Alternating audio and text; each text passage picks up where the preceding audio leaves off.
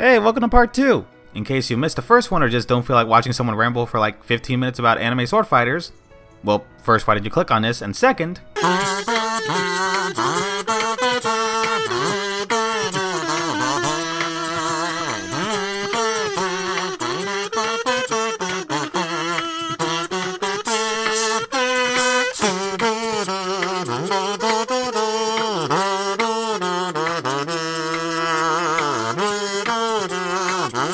all caught up? Cool. We're not wasting any time. Right into our number 4. We're gonna start this list off on a controversial take. A lot of people like to think that Alka got nerfed in 3, that she was great in BVS, but that she needed to be sidelined to make room for Sora. Well, I'm here to give you the harsh truth. Aqua didn't get nerfed in 3. She got buffed, because Aqua sucked in Birth by Sleep. And I could prove it too. Remember this scene? Oh sure, she beat Vanitas and all, but she did it by the skin of her teeth. She literally passed out long enough for Vanitas to get up and escape, and not kill her for some reason. Those cage plot holes, man, they just keep coming. But I know what you're thinking. She's the best magic user out of all the Guardians. She took on Terranort and won. She can't be that bad. Well, you're kinda right. It's true that she's the best magic user. I mean, she's done variations of the core elemental attacks, infused her physical attacks with Spellweaver, learned how to teleport, and made a barrier strong enough to hold back attacks like this. But she didn't beat Terranort. Like, it wasn't even close to a fair fight. Now we can start them off on more or less equal planes. They're both fresh off of being beat down and blown out into space, and have both had about a day or so worth of rest. Granted, she's technically better off since she got treatment and Terranort didn't, but fine, more or less equal planes. Honestly, that alone should be enough to give her an unfair advantage, but let's throw some gas on that fire. Terra was still struggling to break free, helps you out during the fight, and literally ends the fight himself. And if that's still not enough, let's go back to that Vanitas fight. It took literally everything she had to win that fight, and it's the last world before the Keyblade Graveyard, so she's not getting much stronger than that. Ventus literally fought Vanitas while he was flying around on Keyblades, and won. He fought Vanitas in his inner world holding the broken Keyblade, and won. Aqua needed an anime pro tag moment to do that, and had help from Mickey. Not much, but still counts. Even if we say that being fused together made Vanitas that much stronger, or maybe he wasn't as strong in his dive to Heart, the result doesn't change. Aqua by the end of Birth by Sleep was way weaker than Ventus. And if you need a reminder of how sad that is, there you go. So, what changed? Well, I'd wager being stuck in the closest thing this game has to hell would probably explain it. By the time Mickey shows up after 10 years worth of training, Aqua manages to keep up with him and even outdo him. Which makes a lot of sense considering both he and Riku failed miserably at doing what Aqua managed to do on her own for God knows how long.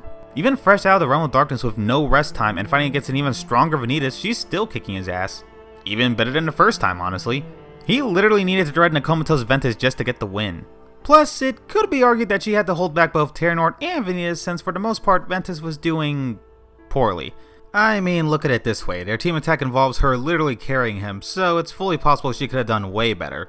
Possibly better than Terra did. Speaking of...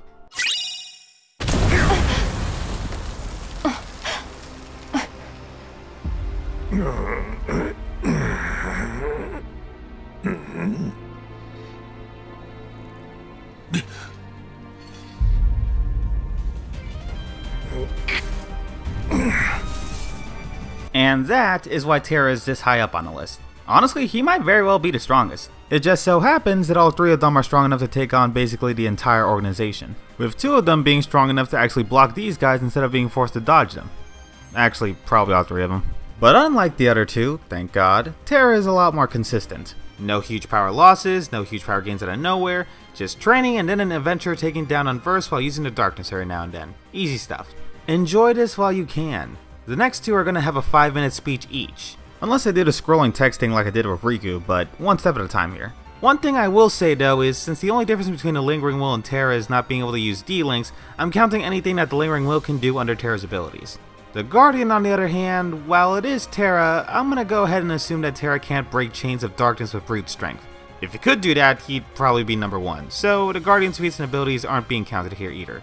Anyway, back to the point. Out of the Birth by Sleep trio, Terra is by far the strongest. His basic fighting style seems to be hitting things really hard, and while you might think that sounds dumb, you can't really argue with results. Plus, he eventually gained the ability to transform his Keyblade into forms like a giant blaster and a whip, so that's gotta count for something. Like Aqua, he spent many years training under Master Ericus. Unlike Aqua though, he failed because he couldn't keep his darkness under control. You'd think this is where Eraqus tries to teach him how to keep it better under control, but nope.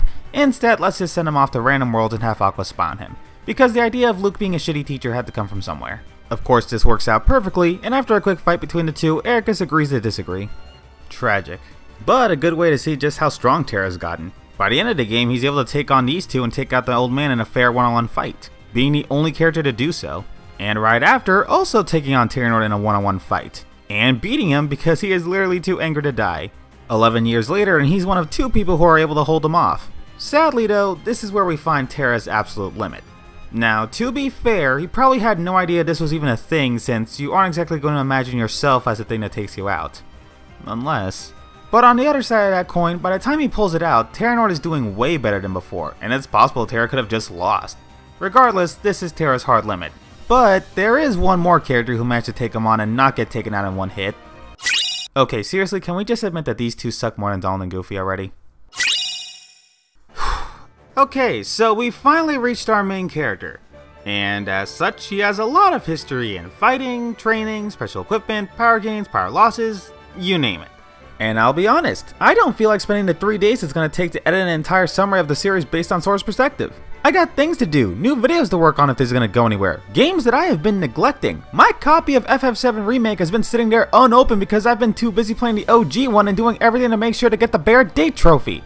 So, you're getting another text wall, and having 5 minutes shaved off this video. Cool, cool.